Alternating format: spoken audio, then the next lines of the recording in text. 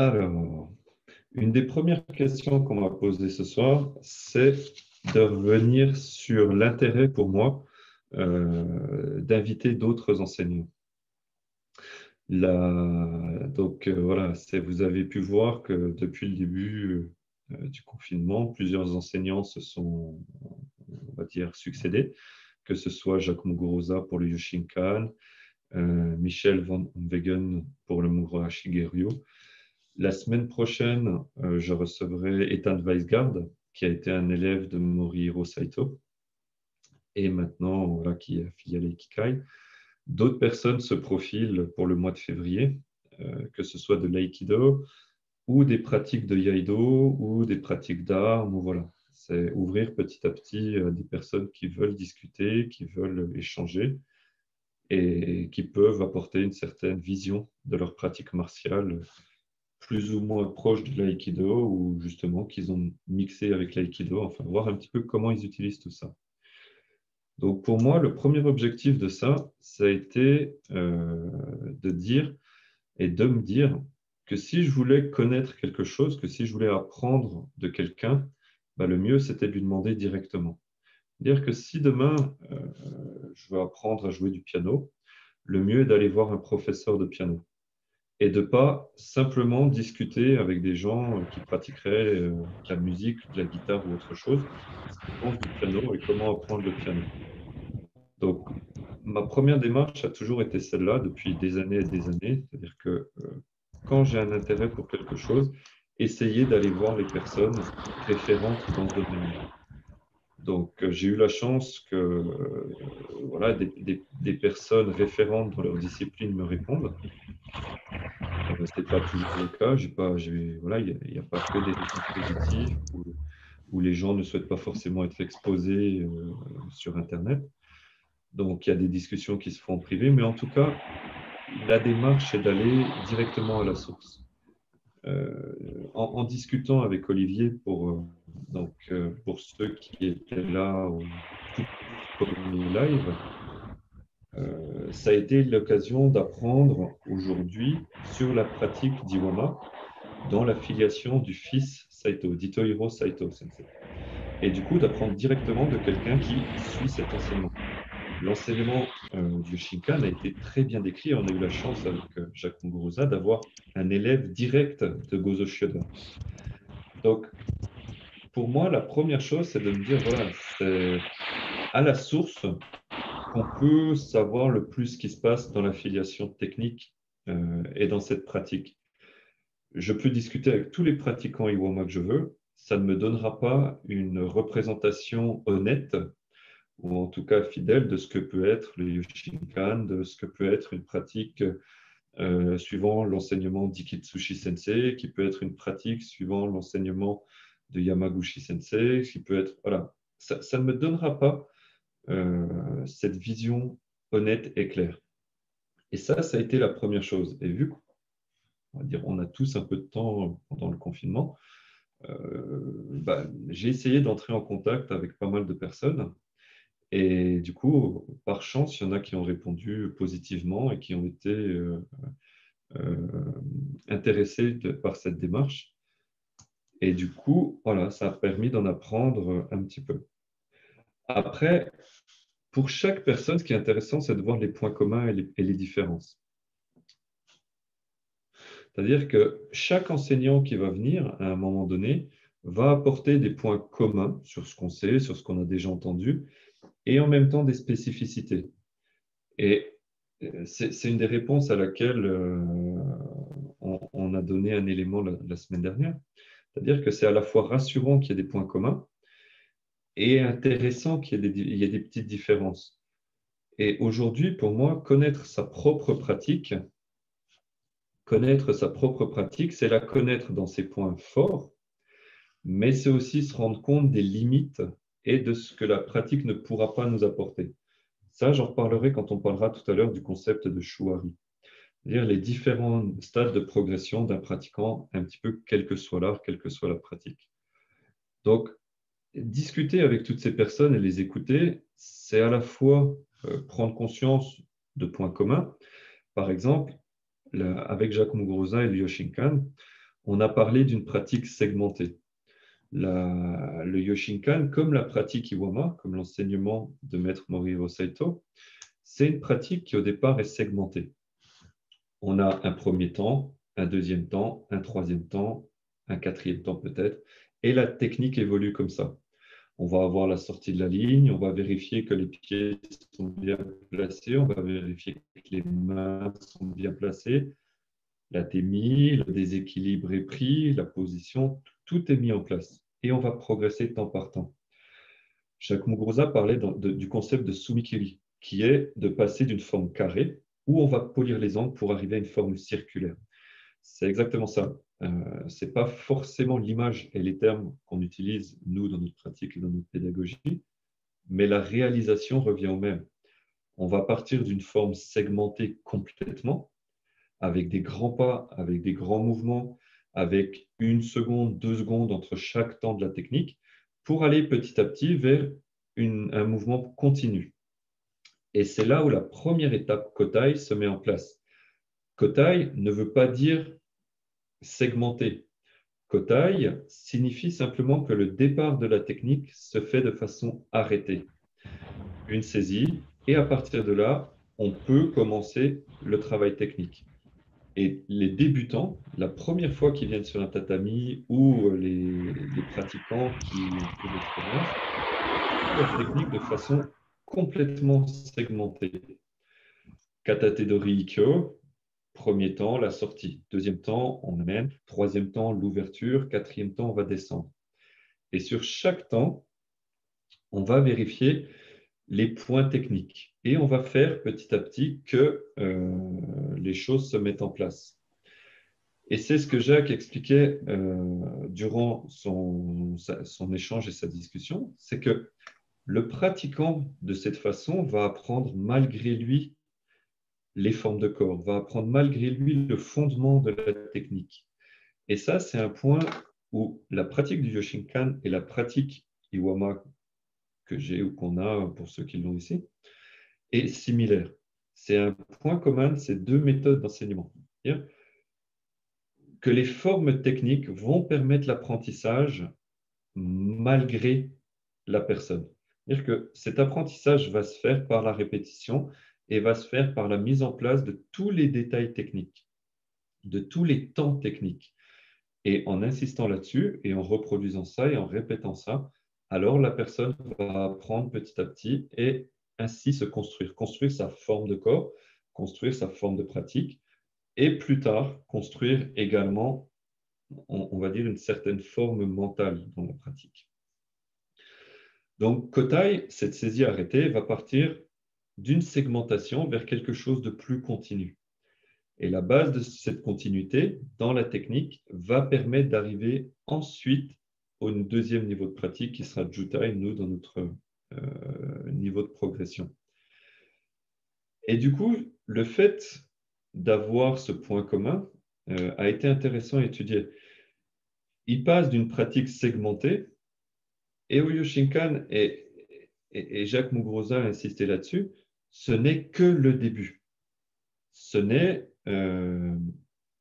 que le premier pas, que la première étape.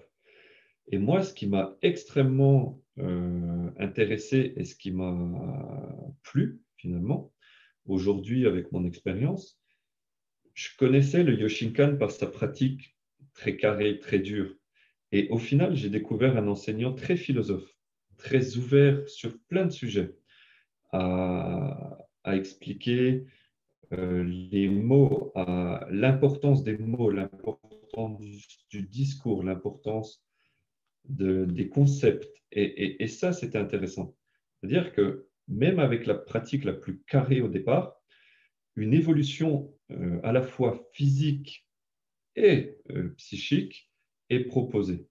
C'est-à-dire que contrairement à tout ce qu'on pourrait croire, si on lit les écrits de Gozo Shioda, si on lit les livres qu'il a laissés, ou les élèves du Yoshinkan, c'est souvent quelque chose qui est basé sur l'efficacité de la pratique. Il y a un livre qui est paru en français qui s'appelle Senshusei, qui est un rappel d'histoire, qui est un petit roman sur le programme Senshusei qui est proposé au Yoshinkan et qui montre la difficulté de ce programme. C'est 11 mois, 10 ou 11 mois d'enseignement assez rugueux. Et voilà, et l'auteur raconte les douleurs au poignet, les rencontres un petit peu en dehors du dojo. Voilà, c'est tout ce climat un petit peu qui donne cette vision au Yoshinkan de pratique assez carrée. Et en fait, ça m'a extrêmement plu de voir que cette pratique carrée peut déboucher et débouche et amène à réfléchir sur des sphères au-delà de cette pratique physique. Comme la pratique Iwama amènera qui le souhaite à réfléchir là-dessus. Et j'y reviendrai plus tard dans des vidéos. Mais Maître Saito, contrairement à ce qu'on peut penser, avait une compréhension assez profonde de ce que disait O-sensei. Il s'est cantonné à transmettre les bases de sa méthode, et quand à Iwama, les pratiquants arrivaient, que les pratiquants soient premier dan, cinquième dan, septième dan, tout le monde faisait Katate Dori, Tai no Inka, Kotai. Et tout le monde recommençait là-dedans. Et ça, c'est quelque chose qui a été rappelé par Bjorn, par exemple, c'est de dire, à chaque fois que quelqu'un arrivait à Iwama, ben, Maître Saito recommençait les bases et les bases et les bases. Et vu qu'il y avait toujours quelqu'un de nouveau qui arrivait, assez régulièrement, Maître Saito conservait la pratique des bases. Et seulement en hiver, quand les gens venaient un peu moins au Nushideshi, alors la pratique allait un petit peu plus loin et Maître Saito déroulait un petit peu plus et allait peut-être parfois voir des choses un peu différentes. Et ça, c'est intéressant parce que si on prend les anciens livres de Maître Saito, il y a énormément de discours sur la philosophie, sur les divinités auxquelles le sensei faisait référence, sur le rapport entre ces divinités et la manifestation de la technique. Donc, j'y reviendrai dans la présentation de ces livres, mais c'est intéressant de voir que ça existe, que ce n'est pas parce que ça ne fait pas partie de la première étape d'apprentissage que ça n'existe pas. C'est quelque chose qui existe, qui a été transmis, mais dont les enseignants ne parlent peut-être qu'à partir d'un certain moment de pratique. Après avoir posé les bases, après avoir répété les bases, après avoir renforcé les bases. Et petit à petit, les choses vont se mettre en place. Les pratiquants seront aussi peut-être un peu plus ouverts à ça. Tous les pratiquants ne sont pas intéressés au début par entendre parler d'Amaterasu, de toutes les divinités du Kojiki, des sons esprits, enfin, de plein de choses philosophiques. Passer du Budo art martial au Budo spirituel, de l'élévation de la conscience, toutes ces choses ne sont pas des choses qui intéressent au premier abord. Et pour autant, à chaque fois qu'on va discuter avec un pratiquant ou un enseignant qui a 20, 30, 40, 50 ans de pratique, c'est des sujets qui reviennent. Et c'est ça qui est aussi intéressant, c'est que l'aïkido, dans sa dimension, on va dire physique, à un moment donné, bah, presque malgré nous, comme le fait de faire Kotai au départ, mais l'aïkido dans sa globalité va nous amener à réfléchir à des concepts au-delà. Et ça, c'est intéressant par ces discussions, parce que beaucoup ont eu cette évolution, et ça prend des formes différentes. Par exemple, Björnso, qu'on a reçu aussi, lui s'est tourné vers la méditation, s'est tourné vers le travail interne de l'énergie, un peu plus vers le travail du tai chi, du qigong, vers ce genre de travail pour incorporer la notion de ki. Michel van Omwegen, avec le Murashige, lui a tout de suite été plongé avec la macrobiotique dans les 5 éléments, dans la tradition chinoise, dans le yin-yang, dans toute cette philosophie asiatique. Donc, toutes ces choses, c'est très intéressant de prendre en considération finalement que à partir d'un certain niveau, ben, tous les enseignants parlent de quelque chose au-delà de la technique. Il va y avoir l'aspect technique, mais les enseignants vont proposer ce petit autre chose, ce petit développement en plus, ce où est-ce que la technique m'a conduit, ce où est-ce que la pratique physique m'a amené au niveau de ma réflexion psychique, de mon développement spirituel. Et c'est là qu'on va passer aussi simplement d'une pratique martiale à une voie martiale à une voie. Et c'est là où on pourra peut-être comprendre progressivement la différence entre un bujutsu, qui était plus de l'ordre des techniques, à un budo, qui est plus de l'ordre de la voie, du chemin, euh, de l'élévation, de la durée à parcourir. Et ça, c'est un point qui m'a vraiment plu sur toutes les personnes déjà qui ont présenté et sur les personnes qui vont présenter. Parce qu'avant de, voilà, j'ai l'occasion de discuter en privé avec les personnes qui vont venir et d'autres vont encore apporter pas mal de visions, soit identiques, soit complètement différentes. Et c'est ça qui fait la richesse de ces échanges, d'avoir l'occasion de se pencher sur des choses avec lesquelles on est d'accord, des choses avec lesquelles on n'est absolument pas d'accord, des choses qui nous font réfléchir et nous remettent en question. Et ça, c'est génial. Et entre eux, dans les prochains intervenants, bah, je peux déjà vous dire qu'il y aura des gens qui ont des visions complètement à l'opposé. Et pour ça, c'est intéressant de se rendre compte que les gens peuvent partir d'une même base et ne pas arriver du tout au même aspect. Et ça, on y reviendra dans la conception également du shuari. Comment partir d'un même pôle et ensuite, ben, voilà, chacun fait sa voie, chacun fait son chemin. Et du coup, à partir de là, savoir que ça existe. Donc ça, je pense, une chance de ce petit moment de confinement qu'on vit, qui nous donne accès à des choses qu'on ne serait pas allé écouter ou qu'on n'aurait pas eu le temps d'écouter ou sur lesquelles on ne serait pas penché en d'autres circonstances. Donc ça, c'est, je pense, quelque chose qu'il faut apprécier. Et par rapport à ça, l'enseignement, le deuxième qui m'a marqué, c'est un enseignement dont on ne parle pas beaucoup et qui a été évoqué par Michel sur le travail du yin-yang. Il a parlé, il a parlé du yin-yang par, par rapport à sa pratique. Ah, il y a le micro qui n'est pas fermé. Il a parlé du yin-yang par rapport à sa pratique. J'ai eu l'occasion d'étudier le concept de yin-yang par rapport à des études en médecine chinoise. Et du coup, le concept du yin-yang est un concept de base en médecine chinoise et dans la philosophie asiatique. Et une des choses qui m'a été transmise, c'est que la notion de yin et yang n'est pas une dualité, mais est en fait un concept ternaire à trois. Alors,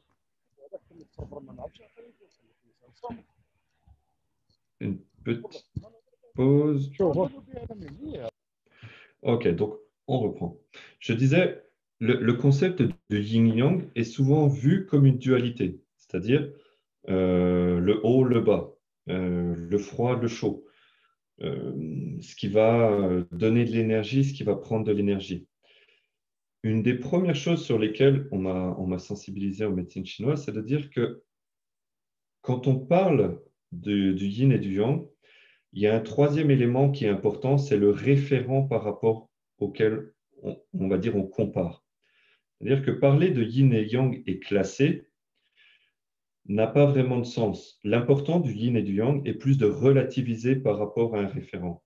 Et je vais vous donner des exemples pour essayer de vous faire comprendre ça. Par exemple, si on parle d'eau et de feu, par rapport à la référence de chaleur, alors le feu sera yang, l'eau, on va dire l'eau tempérée sera yin. Mais si on prend le concept de l'eau, l'eau lui-même, le concept d'eau elle-même peut être relativisé. L'eau vapeur et l'eau sous forme de glaçon. Si on prend l'eau comme état yin complètement, alors par exemple, on parle en termes de poids, de poids assez lourd, Alors l'eau vapeur sera yin et l'eau glaçon sera yang. L'eau glaçon étant plus lourde que l'eau sous forme de vapeur. Si on prend comme comparaison, comme élément référent, une question d'intensité, entre la brise du vent et une tornade, la brise sera yin et la tornade sera yang. Donc, la classification n'est pas toujours identique. C'est-à-dire que le même élément eau glaçon, par exemple, eau sous forme de glaçon, peut être yang si on le compare à de l'eau vapeur, mais peut lui-même devenir yin si on le parle par rapport à iceberg. C'est-à-dire que le glaçon qu'on met dans notre réfrigérateur par rapport à l'iceberg qui est dans la mer, le glaçon sera yin, l'iceberg sera yang si on parle à la référent taille ou corpulence ou poids. Par rapport au référent qu'on va donner, la classification yin-yang va être légèrement différente, va légèrement évoluer. Et ça, c'est quelque chose d'important par rapport à la nuance des choses. C'est-à-dire que le Tao, cet aspect yin-yang de complémentarité, de dualité complémentaire, est quelque chose d'évolutif, est quelque chose qui s'adapte énormément à un contexte, à un référent. Et pour l'aïkido, c'est assez important au sens où la pratique de ces éléments un petit peu yin-yang, yin-yo, peu importe si on prend la terminologie chinoise ou japonaise, va avoir un intérêt à étudier dans la prise en compte de la personne et de son développement. C'est-à-dire que ça, c'est des choses dont on ne parle pas souvent parce que ce n'est pas aussi technique que Ikkyo, que mettre son pied là. Mais quand on parle de quelqu'un, quand on a quelqu'un qui se présente à nous, quand on a un élève, quand on est un pratiquant, alors on a tous des aspects yin et yang. On va avoir de la force, de la souplesse, de la technique, de la spiritualité, plein de choses qui vont nous pousser à avoir un yin et un yang différent. Et à partir de là, on va pouvoir relativiser. On a parlé dans certaines séances de l'importance du Tandren, qui va être la construction du corps, de l'importance des Taiso, qui va être plutôt le renforcement, la souplesse, la mobilité du corps. Et on a dit que tout le monde n'a pas besoin de ça, que tout le monde n'a pas forcément, au même âge, besoin de la même chose. Quelqu'un qui s'est renforcé toute sa vie ne va pas avoir peut-être besoin de faire du Tandren encore et encore et encore. Peut-être quelqu'un à 20 ans n'a pas besoin du même travail de souplesse et de mobilité que quelqu'un à 40, à 50, à 60 ans. Et tous ces éléments vont se compléter. Et tous ces éléments vont faire que le pratiquant va évoluer ou le pratiquant va se trouver dans un état à un certain moment. Et les phases de travail vont avoir à demander une complémentarité. C'est-à-dire que si on prend la phase d'étude Kotai, Kotai est une phase d'étude, si on prend le référent de l'aïkido, assez yang, c'est une phase assez carrée, assez puissante, assez externe. Et du coup, un pratiquant qui viendrait avec, on va dire, une dominance yin, qui serait plutôt souple, qui serait plutôt intériorisé, qui serait plutôt timide, qui serait plutôt sur un travail de souplesse, alors il va avoir un gros travail à faire dans cette phase yang, dans cette phase kotai. Quelqu'un qui, à l'inverse, arriverait avec une grosse dominance yang, qui est déjà très fort, très carré, très robuste, lui va peut-être naturellement s'intégrer et trouver la phase kotai assez facile, assez naturelle. Alors que le passage en jutai, qui serait un travail beaucoup plus souple, beaucoup plus arrondi, beaucoup plus kinonagare, lui posera des soucis parce qu'il devra physiquement et mentalement accepter de changer quelque chose. Parce que quand on est souple, quand on est robuste, peu importe la façon dont on est physiquement, ça a des implications sur notre façon d'être souvent. Et les enseignants le remarquent, on est souvent dans la vie, dans la façon d'être, comme on est sur le tatami, comme on peut être sur le tatami. Quelqu'un de plutôt brusque, de plutôt fort, etc., aura plutôt des avis un peu tranchés. On est comme on est. Et c'est là où l'aïkido est intéressant et c'est là où le travail de l'enseignant peut être extrêmement précis, mais extrêmement complexe. C'est-à-dire qu'on dit en aïkido, il faut apporter dans la technique ce qui manque. On dit souvent, on voit souvent cette fameuse équation 1 plus 9 égale 10, 2 plus 8 égale 10, 3 plus 7 égale 10, 4 plus 6 égale 10, 5 plus 5 égale 10. Tout ça pour dire que si Uke m'attaque fortement, alors je vais laisser passer. Je vais peut-être plutôt faire un mouvement Tenkan, laisser passer, pour finalement compléter. S'il pousse fort, très bien, je laisse passer. À l'inverse, je vais peut-être pouvoir rentrer et moi être le 9 s'il n'y a pas grand-chose. Et du coup, toujours de compléter OK. Mais on envisage que rarement le fait de compléter le pratiquant par rapport à ce qu'il est et par rapport à la phase de la pratique. C'est-à-dire que si on sait qu'on a une phase d'étude Kotai, est-ce que le pratiquant va avoir besoin de faire plus de Tanren pour compléter cet aspect yang de la pratique? Ou est-ce que le pratiquant qui est déjà très, très, très yang, très robuste, très carré, va plutôt avoir besoin de commencer déjà à travailler un petit peu avec des taïso, de la mobilité pour assouplir son corps et son esprit pour la future phase Jutai qui arrivera dans les années qui viennent. J'ai rencontré des pratiquants qui avaient énormément de mal à passer de Kotai à Jutai parce que dans la vie de tous les jours, ils étaient aussi extrêmement carrés et n'arrivaient pas à laisser on va dire, cet écoulement, ce mouvement se faire, à avoir ce côté un peu plus souple. Et à l'inverse, j'ai rencontré des pratiquants plutôt souples, naturellement, plutôt voilà, détendus, plutôt adaptables, qui avaient beaucoup plus de difficultés à se mettre dans une pratique Kotai et une étude Kotai dès le départ. Et dès qu'on passait dans une pratique un peu plus dynamique Jutai, n'avaient aucun souci à s'y coller. Et c'est là où c'est important de comprendre les différentes phases d'études par rapport à tout ça, ce que ça demande. Kotai va demander quelque chose d'assez carré, d'assez structuré, d'assez répétitif, assez yang, si on peut parler encore du Tao. Jutai va déjà amener dans la pratique plutôt yin, alors que Ekitai, la dernière partie, demandera d'être tantôt l'un, tantôt l'autre, mais ne pourra pas être tout l'un ou tout l'autre. Et c'est pour ça que la progression aussi est intéressante.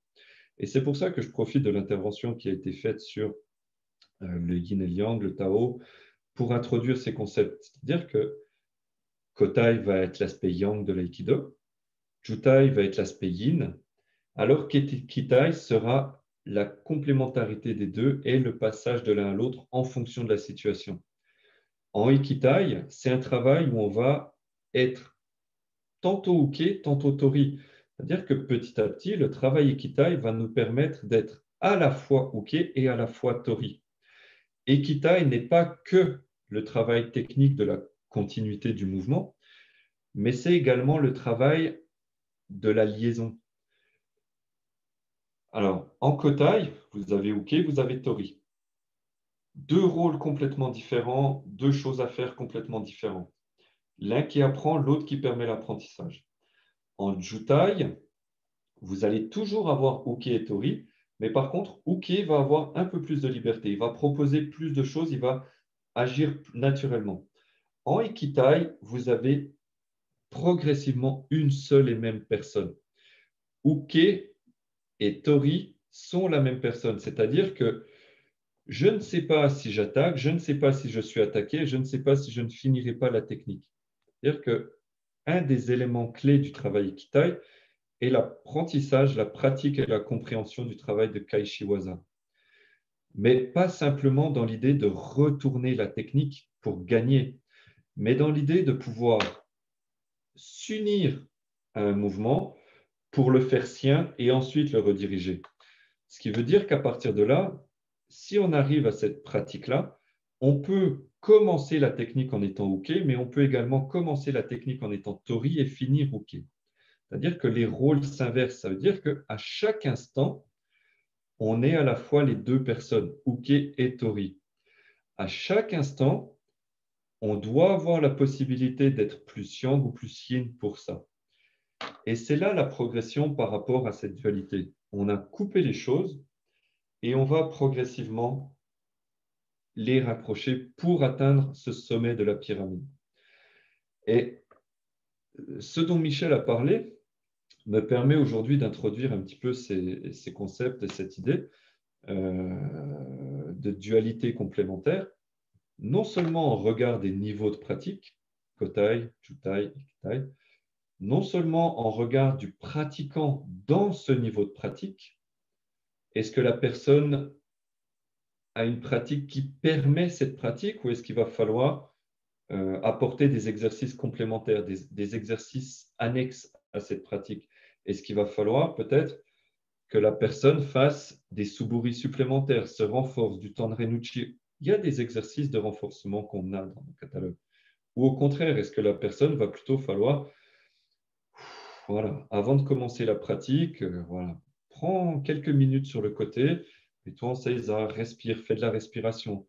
Essaye un peu de travail qui va te permettre d'apaiser ton corps, de ne pas être speed tout le temps, de ne pas courir, de ne pas vouloir qu'être à fond. Et ça, c'est des choses qui vont permettre de progresser. Et c'est là où l'aïkido, à un moment donné, vient nous confronter chacun, et là, tout le monde, face à ce qu'on est. C'est-à-dire qu'il y aura des moments où on sera exactement là où il faut qu'on soit naturellement. Il y aura des moments où on va tous se dire, bah, c'est facile, l'aïkido, ça me semble être fait pour moi. Et il y a des moments où on se dira, c'est pas pour moi, ça me ressemble pas, c'est pas ce que je dois faire. Moi, j'ai pas l'habitude de me dire, je dois saisir fort, je dois être carré, je dois segmenter mon mouvement, ou à l'inverse, d'être fluide. J'ai pas l'habitude de me dire, ben, fais un mouvement et vois ce qui sort après. Moi, j'ai plutôt l'habitude de dire, voilà, je vais d'un point A à un point B, je sais où j'arrive. Et pas, fais ton mouvement et en fonction du contexte, il se manifestera quelque chose. Donc, chacun dans notre pratique, on va à un moment donné être confronté à des doutes, à ce qui nous manque, à ce dont naturellement on n'a pas l'habitude de faire. Et ça, c'est important à comprendre, à connaître et à accepter parce que l'aïkido nous propose aussi cette voie. L'aïkido nous propose aussi ce chemin de remplir ce qu'on n'est pas toujours, de nous apporter cette complémentarité qu'on n'a pas forcément au début où on commence la pratique de l'aïkido. C'est une question que j'ai posée sur les réseaux. Est-ce que l'aïkido est efficace? Alors, on peut parler du terme efficacité, mais c'est là où voilà, on peut parler de l'efficacité. Dans quel sens? Dans ce sens, est-ce que l'aïkido peut être efficace pour me permettre de grandir, pour me permettre d'évoluer, pour me permettre d'apprendre à me connaître, pour me permettre de m'apporter des choses que je n'ai pas naturellement, pour le permettre de devenir une personne complète, finalement, avec tous les aspects yang, tous les aspects yin, et de pouvoir me déplacer et utiliser l'un ou l'autre en fonction des circonstances. Et la méthode que Maître Saito a proposée, qui est un peu la même que celle que Liu Shinkan utilise finalement, est cette progression plutôt de l'aspect yang vers l'aspect yin, vers l'aspect yin et yang. Et ça, c'est des choses qui sont importantes à comprendre à mon sens, parce qu'on va être à l'aise à certains moments de la pratique et on va l'être beaucoup moins à d'autres moments. Et on peut, dans ces moments-là, se résigner à abandonner. Et si on n'a pas cette compréhension des choses, si on n'a pas cette compréhension que c'est une étape, et cette étape nous fera certainement encore plus grandir et évoluer que l'étape où tout allait bien, où j'étais dans mon confort, où j'apprenais la technique, mais ça me ressemblait, que c'était bien, alors on peut passer à côté des choses, on peut arrêter la pratique et on peut complètement passer à côté de l'aïkido. Et pour ça, je vais parler bientôt du concept de shuari, mais par rapport à ça, je voudrais l'introduire avec une phrase.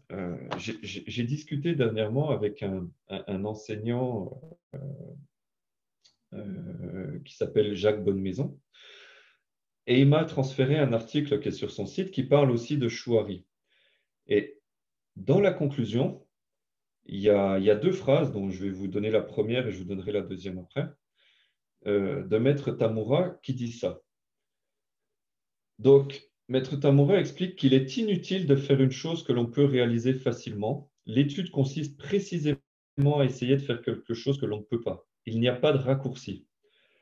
Et en ce sens, il a raison, on va être confronté à des choses qu'on doit affronter. C'est-à-dire que chercher à simplifier à tout prix les choses n'est pas un gage de progression. Il y a des choses qui vont nous sembler extrêmement compliquées et c'est pour ça que l'aïkido va nous prendre 10 ans, 20 ans, 15 ans, 40 ans à étudier. Il y a des choses aujourd'hui, tous à notre propre niveau, qu'on ne comprend pas, dont on n'a peut-être même pas conscience, dont on n'imagine même pas que ça puisse exister. Et quand on commence l'aïkido, bien malin serait capable d'écrire sur le papier tout ce que l'aïkido va lui apporter dans 5 ans, 10 ans, 15 ans ou 40 ans. Et je suis convaincu que tous ici, vous ne pensiez pas que l'aïkido puisse vous faire ou que ce soit techniquement, physiquement et dans la pensée, vous apporter autant de choses. Souvent, on vient mon professeur, Philippe Voirino, disait, on vient à l'aïkido pour une raison et on continue pour toutes les autres. C'est-à-dire que voilà, on est tous venus à la pratique pour une raison. Moi, j'y suis venu pour une raison simple. C'est un jour au lycée, il y a eu une baston, ça s'est terminé avec, enfin, c'était une bagarre rangée, c'était deux groupes, et ça s'est terminé avec des panneaux de chantier qui étaient jetés sur pas mal de personnes. Et la volonté a été d'apprendre à me défendre par rapport à cette situation. Cette raison pour pratiquer l'aïkido a duré peut-être un mois ou deux. Et après, j'ai trouvé tout au long de ma vie d'autres raisons qui m'ont poussé à continuer. Et aujourd'hui, l'efficacité martiale est peut-être l'un des derniers objectifs que j'ai pour les 20 prochaines années de pratique. Oui, je pense que j'ai une certaine efficacité, mais est-ce que c'est là mon seul objectif? Absolument pas. Donc, l'aïkido a tout ce panel de choses à nous proposer à chacun. Que ce soit un petit peu de pratique carrée, que ce soit un petit peu de pratique dynamique, que ce soit les deux. Et tout ça existe et est écrit dans la progression. Et c'est pour ça que j'en parle ce soir, parce que c'est intolérant, c'est intéressant.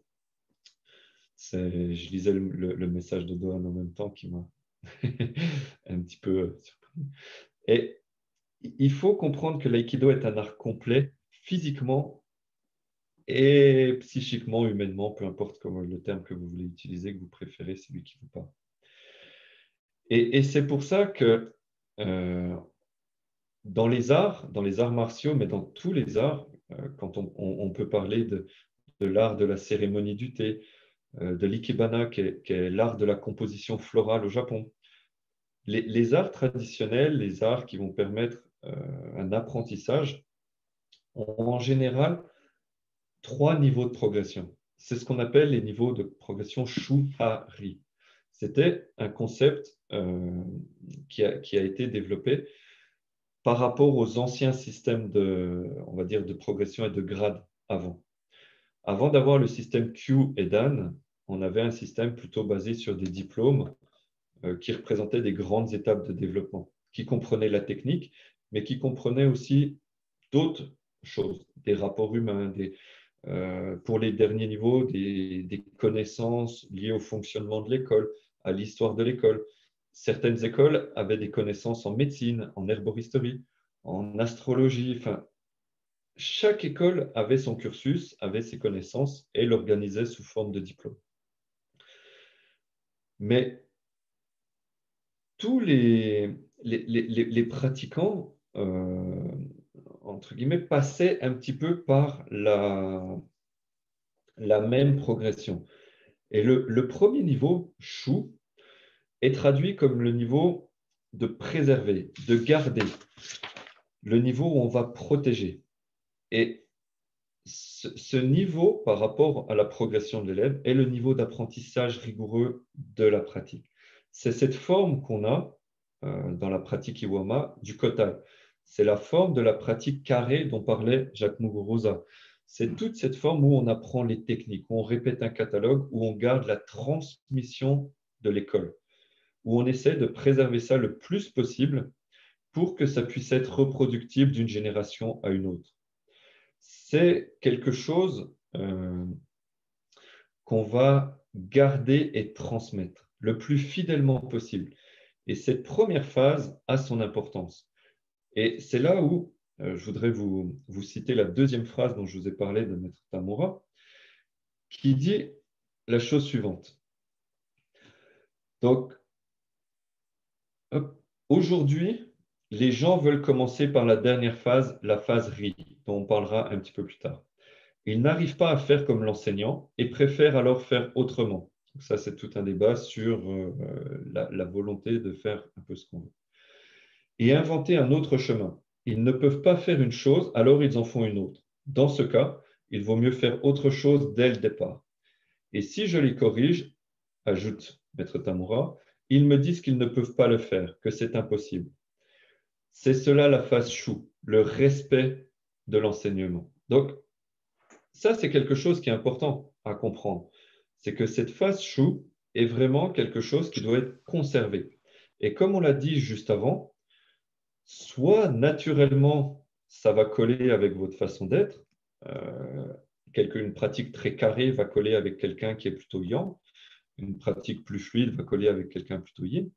Soit ça ne va pas coller et ça va être un travail encore plus où il va falloir prendre sur soi. Et j'ai vu dans les commentaires qu'on parlait de la notion d'adversité dont avait parlé Jacques Muguruza. Et cette notion d'adversité, effectivement, elle peut être développée, elle peut être présente de bien des façons. C'est-à-dire qu'en Kotai, Maître Saito disait, vous devez saisir suffisamment fermement pour contraindre Tori, mais pas trop pour qu'il puisse étudier. C'est-à-dire qu'on doit créer une contrainte, on doit créer une situation qui doit permettre l'étude, mais une situation suffisamment contraignante pour créer une adaptation. Et ça, c'est toute, on va dire, toute la physiologie du corps humain. Si vous ne créez pas quelque chose que le corps ne sait pas faire, alors vous n'allez pas demander d'adaptation. Vous n'allez pas créer des mécanismes qui vont permettre au corps de progresser. L'enseignement, c'est ça. Apprendre quelque chose, c'est avoir quelque chose qu'on ne sait pas faire. Le corps va s'adapter pour apprendre à le faire. Et enseigner, c'est mettre en place ces mécanismes d'apprentissage. Mais du coup, c'est toujours avoir ce petit décalage par rapport à ce qu'on sait faire. Alors, quand c'est simplement apprendre une technique, ça va. Mais quand c'est apprendre une technique par rapport à une façon qui n'est pas naturelle, alors le décalage peut être très important. Donc, c'est là où comprendre toutes ces notions de yin, de yang, de progression, qu'est-ce qu'on cherche à travailler à ce premier niveau de progression, qu'est-ce qu'on cherche par rapport à l'enseignement, qu'est-ce qu'on cherche par rapport à la personne, tout ça est assez important. Et du coup, dans cette première phase chou, pour y revenir, c'est vraiment la phase où chacun doit apprendre la technique et rester là-dessus. Et c'est pour ça que les écoles, avant, quand on parle de l'enseignement, demandaient aux élèves de signer un papier. Alors, avant, c'était fait avec une goutte de sang. Après, ça a été fait simplement une empreinte digitale. On pose dans de la cire, on met le doigt. Après, ça peut être qu'une signature, mais ça a été fait de façon différente. C'est un espèce de règlement qui disait que la personne ne pouvait pas montrer les techniques qu'il recevait et ne pouvait pas chercher à apprendre d'autres techniques ailleurs, tant qu'il n'en recevait pas l'autorisation. Et cette autorisation n'était jamais donnée tant que le pratiquant était dans cette phase chou, tant qu'il n'y avait pas des bases qui étaient apprises. Et ça correspondait à peu près au grade qu'on connaît aujourd'hui de 4e dan. Donc, avant, il fallait être conscient que les gens restaient dans la même pratique jusqu'au grade de quatrième dan et suivaient l'enseignement d'un professeur en particulier, quasiment jusque-là, voire un peu plus. Alors, la remarque que j'ai déjà eue quand j'ai évoqué ça, c'est mais quatrième dan, tu te rends compte, ça veut dire que pendant 15 ou 20 ans ou plus, il faut rester avec des œillères. C'est là où les choses n'étaient pas tout à fait ça avant. C'est-à-dire que le grade de quatrième dan était un grade qui était obtenu entre 4 à 6 ans en moyenne par les pratiquants. Donc, il faut remettre les choses dans leur contexte. C'est-à-dire qu'un pratiquant avant recevait le quatrième dan au bout de 4 à 6 ans. Et quand on prend aujourd'hui encore les grilles d'examen de l'Aikikai, qui sont sur leur site, hein, vous pouvez tous aller les voir, et qu'on calcule le minimum requis en temps de pratique pour arriver au quatrième dan, si on met tout bout à bout, il faut à peu près 3 ans et demi à 4 ans. Donc, théoriquement, encore aujourd'hui, c'est faisable. Après, c'est la pratique. Combien de temps on y passe par jour? Combien de jours par semaine? Combien de semaines par mois? Ça, après, ça dépend de chacun. Mais c'est théoriquement possible. C'est-à-dire que les chiffres que j'ai donnés, c'est que par exemple, Tadashi Abe a été 6e dan en 10 ans. Toei a été 8e dan en 13 ans. Murashige a été 7e dan en 8 années. Tamura a été 8e dan en une vingtaine d'années. Donc, la notion temporelle par rapport aux phases de progression n'a rien à voir avec celle qu'on a aujourd'hui. Et c'est pour ça qu'aujourd'hui, on cherche aussi à aller voir beaucoup plus tôt. Sauf que le fait de faire ça fait qu'on cherche à rentrer dans quelque chose, à ouvrir notre connaissance technique avant même de l'avoir, quel que soit le style qu'on pratique. Et ça, c'était une composante que toutes les écoles avaient, quelle que soit l'école.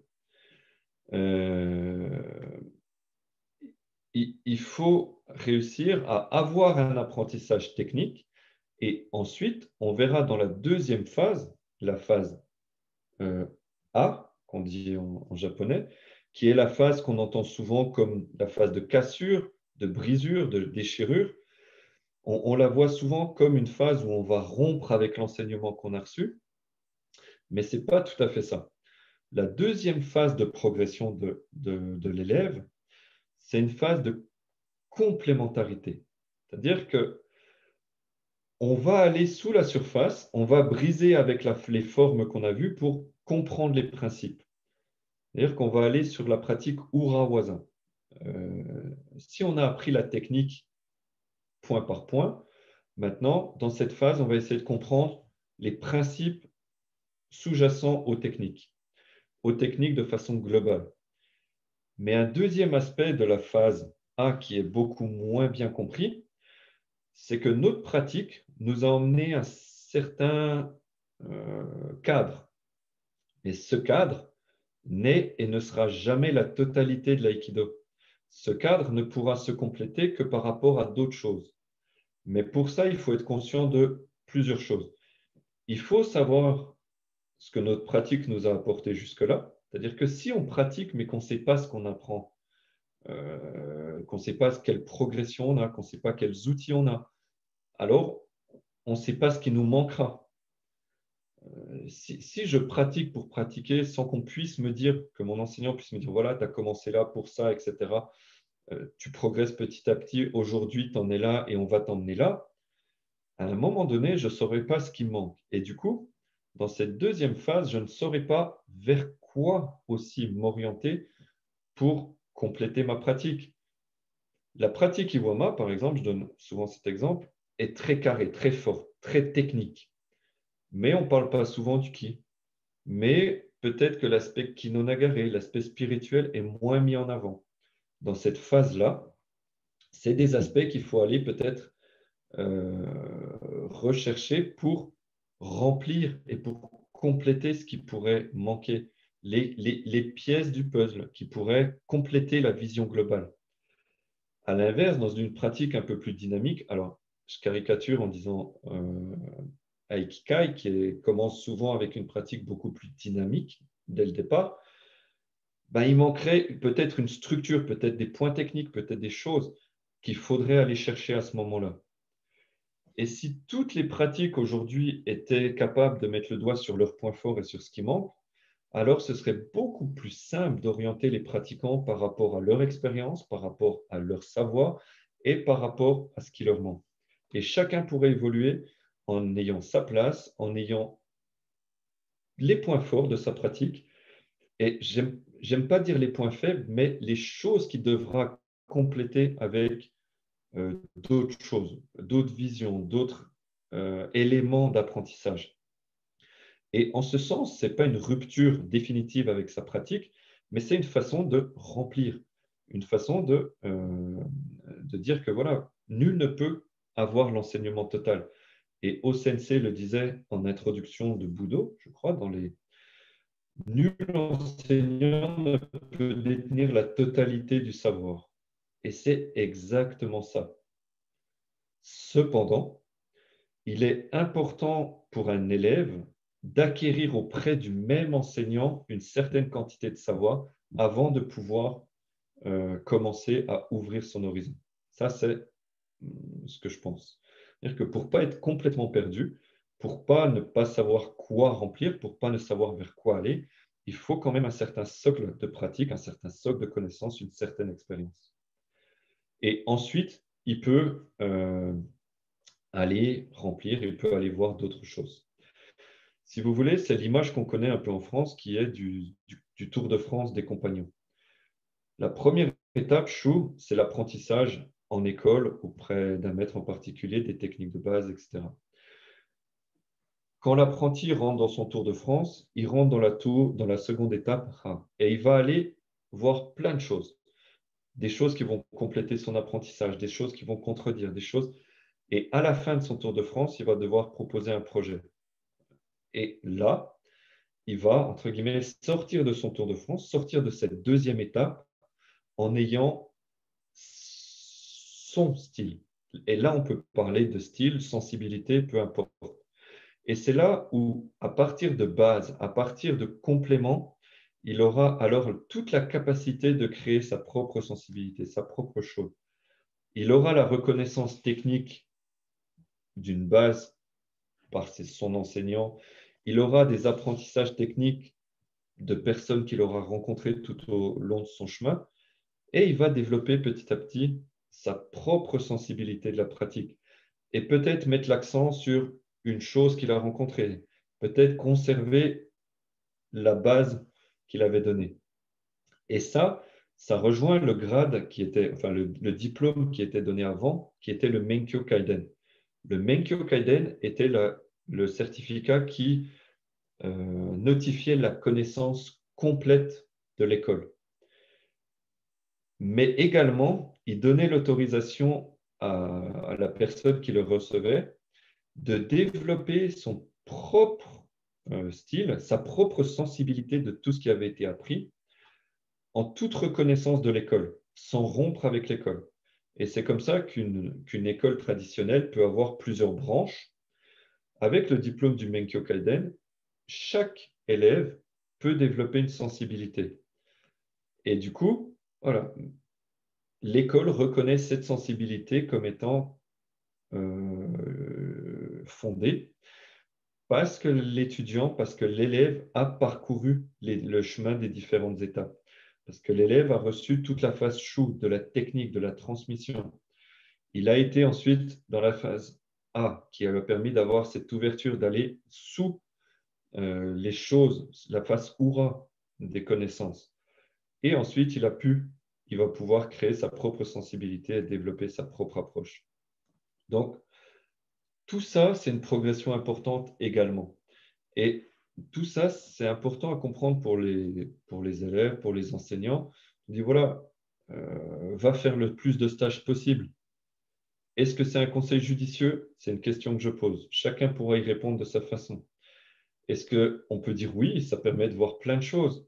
On peut dire non, ça permet simplement d'embrouiller et de devoir à chaque fois justifier de beaucoup d'éléments. Est-ce qu'il faut rester dans son style, avec son enseignant, dans son dojo? On peut dire oui, mais on peut dire non également. Tout dépend à quel niveau de pratique et ce en quoi on croit quand on parle de développement. Donc, tout ça, vous voyez que finalement, tout au long de la discussion, on a tenu un fil conducteur qui est les choses juste à un moment donné le sont plus forcément à l'étape d'après. Mais tout vient se rencontrer et se compléter. C'est-à-dire que vous n'allez pas être constamment d'un côté, vous n'allez pas être constamment de l'autre. Et ce n'est pas parce que vous passez à un moment donné de l'autre côté de la barrière que vous allez y rester. Mais petit à petit, vous allez passer des deux côtés, du côté carré, du côté fluide, pour pouvoir avoir les deux. Vous allez passer du côté je suis un enseignement à la lettre au côté où il va falloir que j'aille voir d'autres choses pour compléter cet enseignement. Mais il faut avoir aussi un recul sur tout ça. Est-ce que je complète mon enseignement? Est-ce que je sais ce qui me manque par rapport à mon savoir? Est-ce que je sais ce qui me manque par rapport à ma personne? Est-ce que quand on me dit de faire des subouris, c'est parce que j'ai besoin de me renforcer? Ou est-ce qu'on me dit de faire des subouris simplement parce que on a dit qu'en quota, il fallait faire 100 subouris par jour, ou 200, ou 1000, peu importe, et qu'il faut que je les répète. Et ça, c'est important à comprendre, cette notion de un peu de complémentarité, de yin-yang dans la pratique, dans notre personnalité et dans tout ce qui se fait. Et du coup, les différentes interventions m'ont permis ce soir d'évoquer avec vous ces différents aspects qui ne touchent pas forcément à la technique à proprement parler, Iwama, mais qui est un aspect qui se développe au travers de toute la pratique en général. Donc, est-ce que maintenant,